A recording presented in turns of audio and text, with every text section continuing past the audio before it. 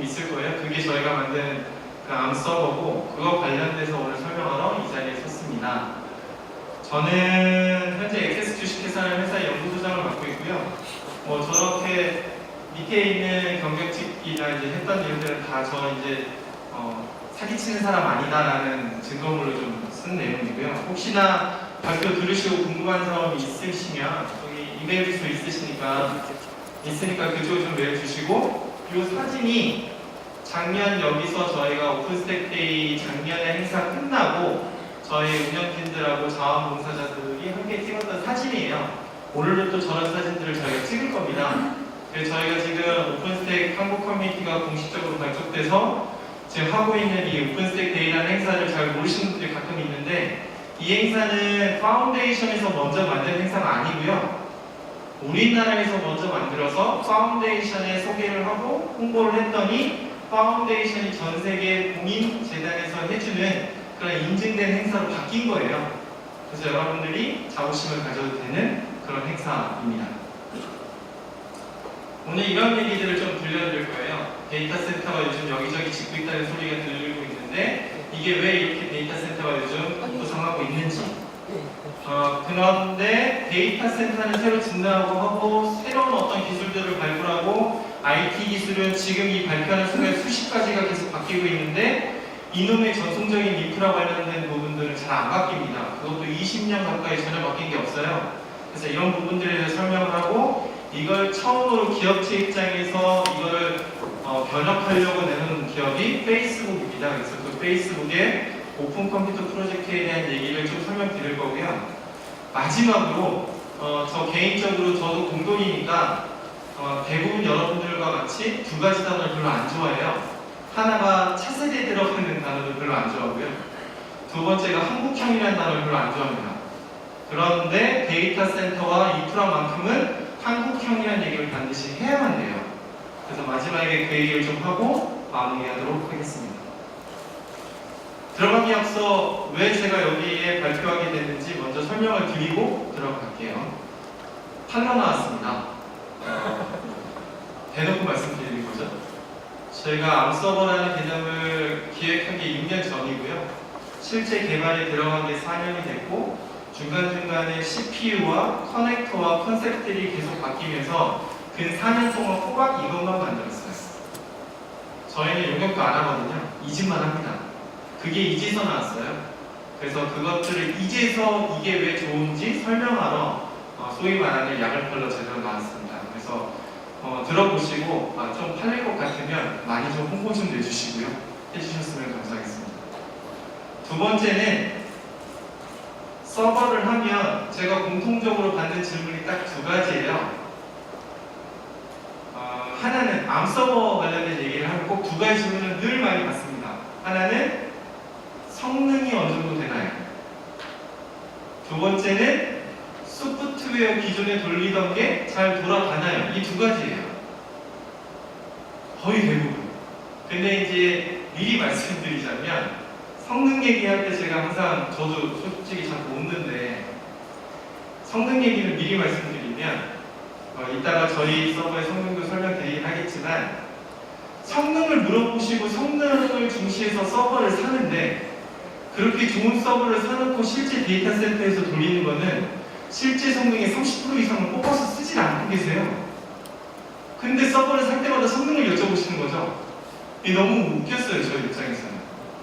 그래서 그런 얘기들에 대한 어떤 부분들, 그 다음에 기존의 X86에 어떤 영업이 되는지 제가 충분히 알고는 있지만 어쨌든 영업하시는 분들이 그런 얘기를 많이 퍼뜨리시니까, 아니 기존의 소프트웨어들이 암에서 돌아갑니까? 이 얘기를 자꾸 물으세요.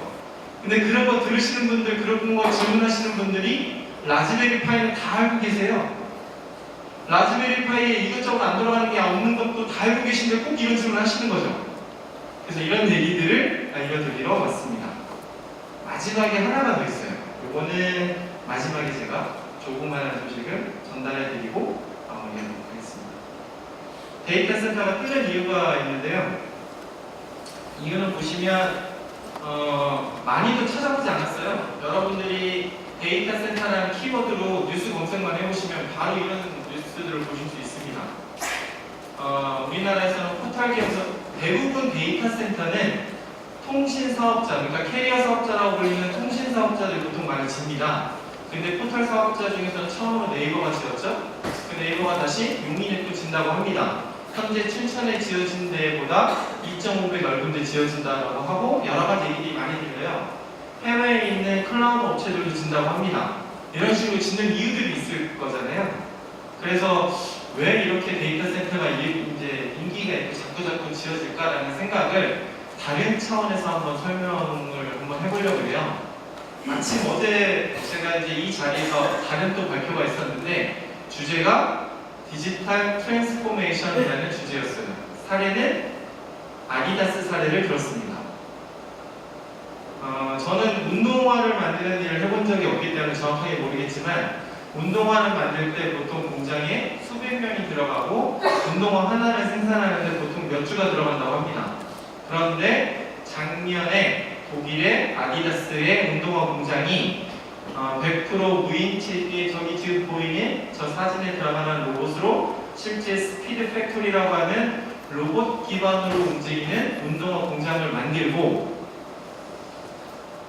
올해 첫 운동화를 저렇게 찍어냈어요. 저거는 사람 손이 타지 않은 로봇으로만 만든 운동화입니다. 이제까지 몇 주가 걸리던 작업을 단 5시간 만에 끝내는 거죠. 이렇게 됐을 때 장점들이 있을 거예요. 가장 큰 장점은 생산성이 높아지는 거죠. 그죠? 근데 여기서 생산성을 얘기할 때 우리가 로봇 관련된 얘기를 할 때 여기 지금 저 사이트에서 저 내용을 제가 뽑았는데 여기 내용에 보시면 두 번째 로봇이 만드는 높은 퀄리티라고 하잖아요. 이 말이 조금 잘못됐어요. 사람과 달리 로봇이 만들 때 로봇이 만든다고 퀄리티가 높아지진 않습니다. 진짜 사람이 장인 정신으로 만드는 게 퀄리티가 훨씬 높죠. 그러면 로봇이 만들 때의 퀄리티는 균일하다는 특징이 있어요. 사람은 컨디션마다 또는 사람의 특성마다 달릴 수 있지만 로봇은 그런 게 없어요. 균일한 품질에 균일한 특성에 균일한 제품을 보다 빠르고 효율적으로 찍어낼 수 있는 게 로봇이라고 하죠. 이런 특징들 때문에 기존에 우리가 굴뚝산업이라고 불리던 그런 산업들에 디지털 기술들을 넣어서 대부분 여기는 제조가 들어갑니다. 조금 전에 보셨던 운동화, 이 아디다스가 저는 잘 몰랐는데 이번에 조사를 하다 보니까 아디다스와 나이키의 영업이익이 한 몇 배 이상 차이 나더라고요. 대여섯 배 이상 차이가 납니다. 당연히 나이키가 훨씬 좋죠? 근데 그것들을 메꿔주는 방법으로 생산성을 얘기했지만 사실 더 중요한 거는 이따 얘기하는 다른 이유가 있어요. 그렇게 해서 얘네들이 인기가 있고 좀 더 혁신적으로 가다 보니까 나이키도 아디다스를 벤치마킹해서 지금 나이키도 로봇 공장을 짓고 있습니다. 이런 식의 움직임들이 비단 운동화 하나에만 있지는 않을 거잖아요. 사실은 햄버거, 요즘 왜 햄버거 이슈 뉴스에 많이 나오죠? 수제 햄버거를 실제 로봇이 만든 햄버거집 이미 있고요. 일본 같은 데 같은 경우는 스시를 실제 로봇이 회를 쳐주는 또 횟집도 있습니다. 균일한 품질이 나오는 거죠. 그렇게 되면 인건비가 안 들어가니까 사실은 재료 자체를 비싼 걸 쓸 수가 있어요. 그래서 그런 식의 움직임들이 계속 나오고 있어서 이런 전통적인 제조업에 디지털 기술을 집어넣어서 만드는 이런 어떤 풍토를 디지털 트랜스포메이션이라고 부른답니다. 저도 이런 용어 자체를 요즘 알았어요. 그럼 왜 이런 게 이슈가 될 것 같으냐? 딱 하나죠. 원가가 싸지거나 하는 게 아니고요. 이걸 만드는 데 들어가는 여러분들의 인건비에는 급여만 들어가는 게 아니라 그 사람이 회사 생활을 하면서 일어나는 부대 비용이라는 게 있습니다. 그 다음에 사람 자체를 관리하기 위한 비용도 있겠죠. 전체적인 운영 비용이라고 해서 제품 하나를 찍어낼 때까지 회사가 운영할 때 들어가는 PCO라는 비용이 있어요. 그 PCO라는 비용 자체에 굉장히 절감할 수 있는 효과를 로봇 같은 디지털 기술을 만들어내기 때문에 이런 이슈들이 앞으로 점점 더 있을 거예요. 실제 전 세계 경제 규모 중에 석유 같은 거 있잖아요. 석유를 뽑아내는 기업, 호주인가 어딘가 제가 듣기로는 그 기업의 1년 매출액이 400조입니다. 석유만 하는 기업이 400조면 우리나라 1년 예산보다 거의 비슷한 수준인 거예요. 이런 식의 기업 규모를 따졌을 때 전 세계 경제 규모를 100으로 하면 우리가 알고 있는 IT나 컴퓨터 기술 들어가지 않는 분야가 훨씬 많아요. 그런 데를 디지털을 넣어서 혁신하자는 거죠. 비용도 낮춰가면서. 이랬을 때 밑에 보시면 그런 디지털 기술들이 IoT, 클라우드, 빅데이터, 딥러닝, AI, 기타 관련된 기능들이 굉장히 많이 들어가겠죠? 이런 컴퓨터는 앞으로 더 늘어날 거잖아요. 그렇게 되면 당연히 관련된 서버가 증가합니다. 그렇죠? 그렇기 때문에 데이터 센터에 대한 요청 사항이 많아지고 이런 것들에 대한 이슈들이 요즘 나오고 있는 것 같습니다. 그래서 작년에 제가 작년 요맘때쯤에 있었던 ACC라는 그 행사에서 저런 PT를 그린 적이 있어요. 데이터 센터가 뜨고 있는데 이러한 데이터 센터는 고민이 있습니다. 경쟁이 심화되는데 비용은 증가하고 어떻게 하는 게 좋을까? 그래서 제가 작년에 제시한 답은 두 가지였어요. 하나는 새롭게 잘 효율적으로 짓거나 이런 방법이 페이스북이 선택한 오픈 컴퓨터 프로젝트 방법이에요. 두 번째는 기존에 지어놓은 이 레거시한 퍼실리티를 잘 활용하는 방법이 오늘 이 오픈스택 데이에서 주구장창 얘기하고 있는 오픈스택이라는 클라우드 기술입니다. 이 두 가지에 대한 얘기를 작년에 제가 얘기했는데 올해는 이 방법을 설명하려고 해요. 저도 이거는 이번에 제품 개발을 완료하고 나서 아이디어를 찾았습니다. 데이터 센터를 새로 짓지 않아도 되는 방법이 있더라고요. 그 방법을 오늘 한번 얘기해 보겠습니다. 그러려면 기존의 데이터 센터가 어떤 식으로 구성되어 있고 우리가 사용하고 있는 컴퓨팅 인프라가 어떤지 기존 사항을 좀 알아야 되잖아요. 기존에 어떻게 되어 있는지를 제가 한번 좀 간단하게 요약을 해보면 여러 가지가 있는데 데이터 센터를 구성하는 기구적인, 그러니까 건축적인 부분이 있겠죠. 이 공간은 지금 에어컨이 위에서 떨어지고 있지만 데이터 센터라는 공간은 밑에서 올라오고 있잖아요. 그런 어떤 건축 설계적인 오른쪽에 나오는 이런 개념이 있을 거고요. 왼쪽 같은 경우는 그 데이터 센터 내에 서버가 들어갈 수 있는 렉에 가장 먼저 꽂히는 네트워크 스위치나 그 밑에 꽂히는 서버들이 있을 겁니다. 우리가 전통적으로 인프라라고 하면 이런 것들을 얘기하는데요. 사실은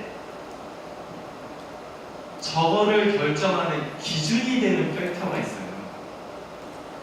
데이터 센터를 어떻게 설계하거나 그 안에 들어가는 네트워크 스위치를 어떻게 하거나 그 안에 들어가는 서버를 어떻게 할 때 기준치가 있습니다. 기준이 되는 어떤 데이터가 있어요.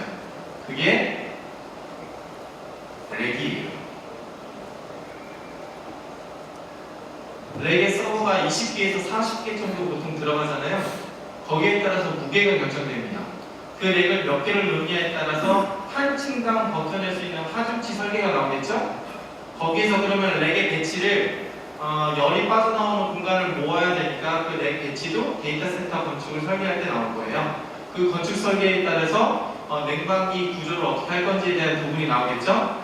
렉의 사이즈가 얼마나에 따라서 그 안에 집어넣는 스위치와 서버의 구조도 달라지는 거죠.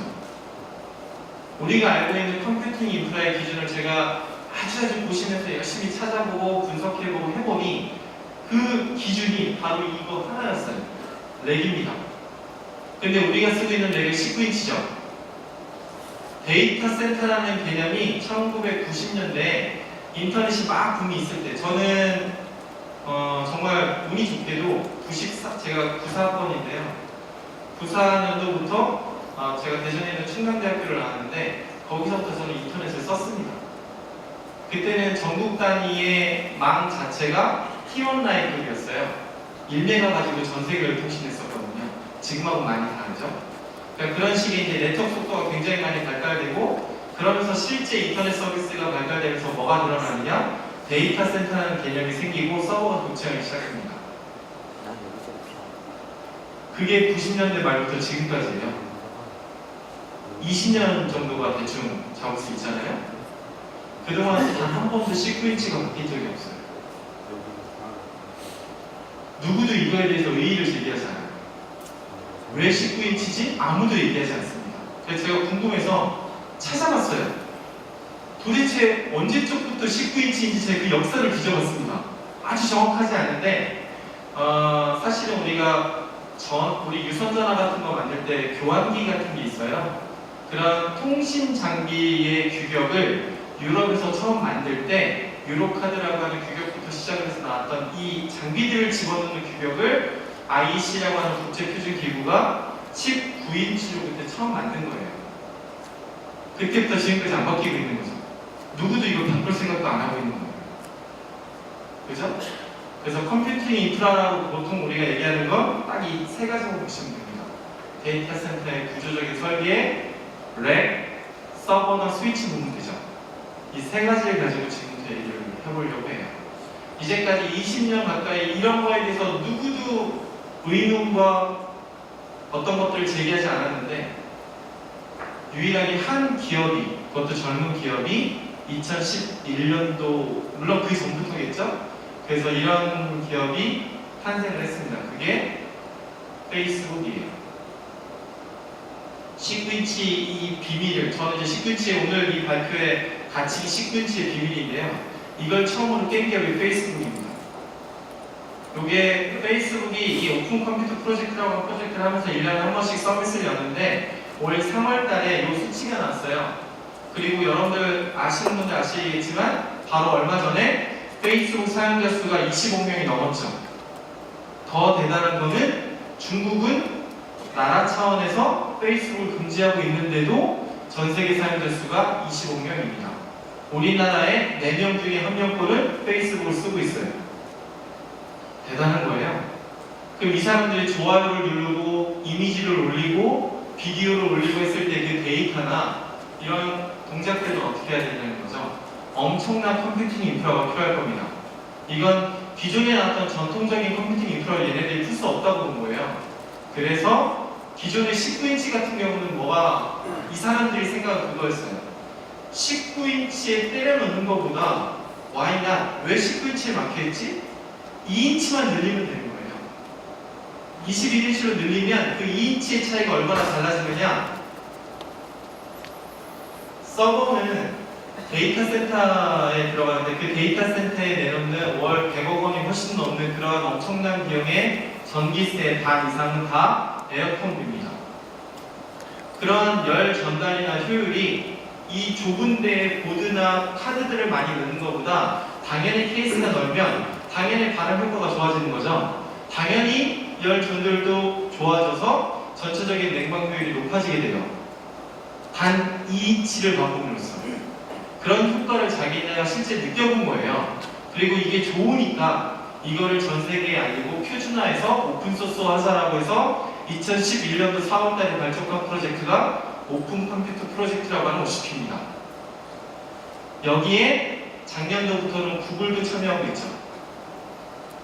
그리고 여기에 보시면 이 사진이, 이건 이제 조감도인데요. 처음 페이스북이 프린빌이라는 지역에 만들어 놓은 데이터 센터고 저는 효과들이 있다고 해요. 그리고 이런 프로젝트는 우리가 지금 하고 있는 건 오픈소스 소프트웨어를 잘 보시면 전체적인 표준을 어떤 특정 기관이 하는 게 아니라 파운데이션을 만들어서 메인스트림을 저희가 관리하고 있잖아요. 그래서 오늘 오전에도 키노트로 파운데이션 분들이 늘 저희가 행사를 한번 와주십니다. 당연히 OCP도 파운데이션이 있고 구조가 있는데 이제까지는 이렇게 8개의 워킹 그룹이 있었어요. 이제까지는. 그런데 작년부터 얘기가 돼서 프로젝트는 하나 더 늘었죠. 캐리어 사업자인 텔코 프로젝트가 하나 만들어졌습니다. 그리고 여기에 의장이 우리나라 SK텔레콤의 이강호 상무님이 여기 지금 의장이세요. 그러니까 이제는 텔코 장비들도 이런 식으로 오픈하자라는 움직임이 있고요. 실제 아까 말씀드렸던 프린빌이라고 하는 데이터 센터의 전력 효율은 여러분들 페이스북에 들어가셔서 프린빌 데이터 센터라는 걸로 찾아보시면 저렇게 웹페이지가 나오고요. 그러니까 그 페이스북 페이지가 나오고 PUE라고 해서 이렇게 찾아보시면 여기 맨 위에 1.07 이거는 계속 수시로 바뀔 겁니다. 여러분들 찾아보시면 저 수치가 뭐냐면 우리가 전력을 데이터 센터에서 웹에 넣었을 때 이게 얼마만큼 서버에 그대로 전달되는지에 대한 효율이에요. 당연히 1로 바꿔줄수록 효율성이 좋은 거죠. 그죠? 그래서 그런 것들을 실제 수치로 여러분들이 볼 수 있습니다. 얘네들이 2011년도부터 지금까지 이 컴퓨팅 인프라에 관련된 것들 직접 스스로 만들고 있어요. 여기에는 나오지 않지만 실제 50B 서밋에 가보고 제가 하나 놀랬던 거는 여러분들 서버나 이런 케이스들 잘 안 보시잖아요. 근데 그 안을 잘 까서 케이스 안에 보시면 다양한 카드들, 다양한 것들이 있는데 모두가 다 쇠로 만들어지는 건 아니에요. 그죠? 그 안에는 플라스틱도 있고 가끔 좀 질긴 형태의 종이도 있어요. 이런 재질들까지도 화학 공식을 써서 자기들한테 맞는 가장 값싼 재질도 개발 중에 있습니다. 페이스북. 대단한 거예요. 그래서 이번에 발표한 자료에는 연간 7.5조 원의 TCO 절감 효과를 누리고 있다고 합니다. 되게 좋은 거죠? 7.5조를 거꾸로 매출로 우리가 뽑아내려면 순수익률을 10%만 받더라도 저걸 얼마의 매출을 해야 저 정도의 효과가 있는지 상상이 안 됩니다. 대단한 거예요. 그래서 우리나라 정부 기관 그리고 우리나라의 데이터 센터를 운영하는 모든 기관도 다 너도나도 할 거 없이 OCP 공부하고 있습니다. 문제가 있어요. OCP는 좋아요. 당연히. 그런데 OCP는 미국에서만 좋습니다. 제가 정의하는 OCP는 퍼실리티 플랫폼이에요. 무슨 얘기냐? 미국의 산호세 지역, 그 샌프란시스코 옆에만 가보시면 아마 아실 건데요. 거기는 집을 지을 때 나무로 짓죠? 특이하게. 그 태풍이나 이런 것들 때문에 그렇게 짓잖아요. 근데 그것보다 더 재미난 거는 높은 빌딩이 없습니다. 당장 이 건물만 해도 32층까지 있잖아요. 산호세는 그런 지역이 없어요. 원래 실리콘밸리는 거기서부터 시작을 했잖아요. 다 2, 3층, 1, 2층이에요. 왜 그럴까요? 땅이 넓은데 굳이 높게 지을 필요가 없는 거예요. 오히려 태풍만 받기 좋지. 맞아요? 페이스북의 OCP는 땅이 넓기 때문에 나올 수 있는 구조예요. 서버가 많을 때만 가능한 구조입니다. 그래서 퍼실리티 플랫폼이라고 제가 정의한 거고 그들끼리도 그래서 이 플랫폼은 빅 플레이어 일개 작은 서버들을 운영하는 게 아니라 최소 페이스북은 지금 데이터 센터만 6개를 운영하고 있잖아요. 이 정도 급 정도는 돼줘야 되지 않나? 라는 얘기인 거죠.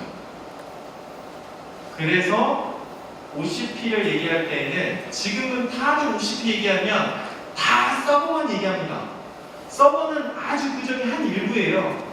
OCP를 얘기할 때는 데이터 센터 설계부터 같이 얘기를 해야 돼요. 근데 그런 얘기는 안 하고 서버만 얘기하는 거죠. 그렇게 돼서는 OCP의 효과를 누릴 수가 없어요.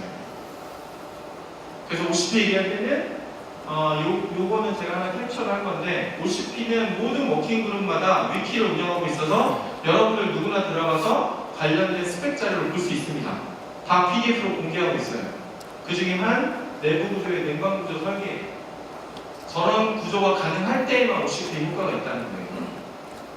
22인치를 받아들 수 있는 하중 설계가 돼야만 가능한 거예요. 전원 설계도 다르죠. OCP 서버는 우리가 알고 있듯이 일반 서버처럼 파워 서플라이가 안에 안 들어갑니다. USB로 우리가 라즈베리 전원 뜨듯이 얘 같은 경우도 렉에서 파워가 들어가요. 설계 자체가 달라요. 이런 것들을 같이 연구했을 때에만 OCP 효과가 있다는 거예요. 근데 우리나라는 고작 서버만 연구하고 있죠. 그래서는 안 된다고 생각합니다. 그래서 제가 얘기하는 거는 그 중에 가령 서버 같은 경우는 왜 자꾸 크게만 쓰지? 왜 자꾸 크게만 늘릴까? 이거보다 암도 가능하다는 거예요.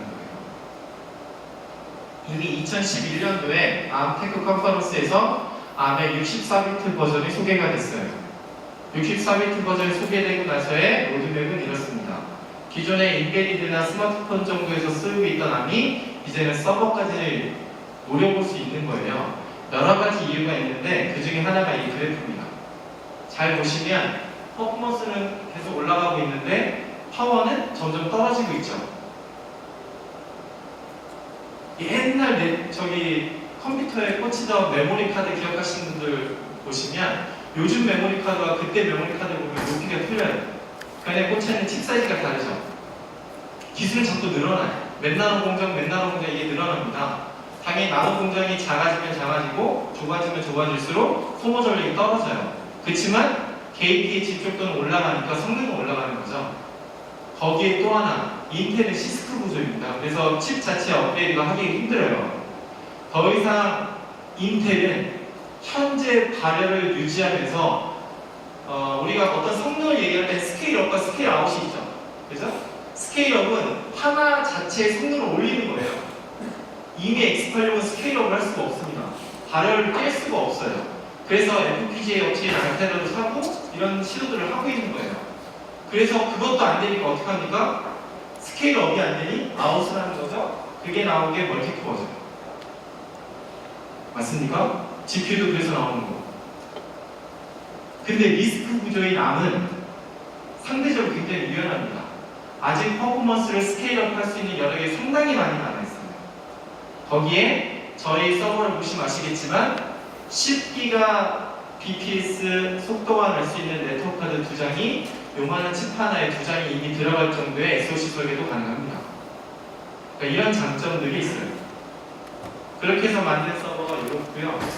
요거는 이따 저희 부스에 오시면 제가 설명을 더 해드리겠습니다. 다른 것보다 BMC가 저희가 별도로 뽑아냈다는 게 사실 굉장히 큰 특징이에요. 이제까지 서버를 만들던 기업에서 BMC를 따로 만든 케이스는 저희가 전 세계에서 유일합니다. 왜냐하면 BMC랑 칩도 저희가 바꾸고 소프트웨어도 IPMI부터 페이스북이 지원한 오픈 BMC까지 저희가 사실 다 튜닝을 했어요. 이런 사람 별로 없거든요. 그래서 저희가 이런 것들을 다 만들었는데 이런 내용들은 저희 부스 오시면 일단 조금 더 설명을 드리고요. 아까 제가 암 서버 얘기할 때 두 가지 얘기했었죠. 성능과 소프트웨어 얘기했었지 않습니까? 성능은 대충 이래요. 2.4기가에 예를 들어서 8코어 정도가 되는데 보통 저희가 이 서버 노드 하나에 작년에 영국하고 하와이 가서 전시할 때에는 오픈스택의 미타카 버전의 풀스택을 저희가 한 서버 노드에 다 돌렸어요. 성능 자체의 문제는 별로 없는 것 같습니다만 기존에 있는 인프라를 다 바꾸는 게 아니라 최소 현재 있는 인프라의 30에서 50%는 전부 다 암으로 바꿀 수 있다는 게 제 생각이고요. 두 번째, 기존의 소프트웨어를 쓸 수 있느냐? 쓸 수 있습니다. 그것도 100% 다 쓸 수 있어요. 저희 서버만 하더라도 우분투만 지원하는 게 아니라 수세, 그 다음에 레딧은 아직 저희가 라이센스를 못 받았기 때문에 저희가 CentOS까지는 다 포팅해서 지금 제공해드리고 있습니다. 거기에 올라가는 소프트웨어, 여기 지금 이거는 이 사례를 보여드리는 거고요. 사실 다 바꿀 수 있어요. 그래서 소프트웨어는 원하시는 대로 얘기할 수 있어요. 그 다음에 저희가 하나의 마더보드를, 저희는 마더보드를 유일하게 국내에 직접 만드는 업체입니다. 그러니까 두 개를 쪼갤 수 있죠? 두 개를 쪼갤 수 있다는 얘기는 플렉서빌리티를 올리는 거잖아요. 19인치, 20인치 전부 다 포함시킬 수 있어요. 저걸 개발하고 나니까 기존의 렉에 대한 궁금증이 생긴 거예요. 무슨 얘기냐? 왜 자꾸 19인치인 거죠? 19인치 데이터 센터에 왜 자꾸 이걸 지켜야 되냐 이거죠. 19인치를 반이나 3분의 1만 줄여가지고 여러분들 책상 위에 올라갈 수 있는 데이터 센터에 렉을 만들 수도 있지 않습니까? 더 웃긴 거는 렉 하나에 들어가는 서버가 20개에서 40개인데 거기에 하나도 바뀌지 않는 똑같은 BMC가 다 번들로 들어가 있어요. BMC는 버스를 연결하기 때문에 BMC 부분을 만약에 레이저로 다 잘라버리는 거예요. 그럼 서버만 오리지널 않겠죠? 렉당 BMC 하나만 있어도 됩니다. 가능해요. 그러면 소모 전력도 적고 움직이기도 편한 렉이 나올 수 있는 거고 그거에 따라서 컴퓨팅 인프라도 우리 회사 연구실에도 데이터 센터를 구축할 수 있고 사실 더 재미난 거는 통신의 요충지인 전국 단위의 기존에 잘 쓰지 않는 전화국이라고 하는 퍼실리티도 있습니다. 전화국을 데이터 센터로 잡아볼 수 있어요. 동남아나 미국같이 또는 유럽처럼 전력이 굉장히 비싼 데에는 이런 렉을 쓸 수가 있습니다. 그래서 저희가 특허랑 개발을 병행하고 있어요. 마지막으로 간단하게 하나만 더 하고 끝나겠습니다. 그래서 저희 회사가 이 암서버 사업부를 이번에 스피노프합니다. 별도 회사를 만들어서 파트너들을 발굴하고 있습니다. 그래서 관심 있으신 분들은 저희 연락처나 저희 웹스에 오셔서 같이 얘기하면 좋겠습니다. 감사합니다.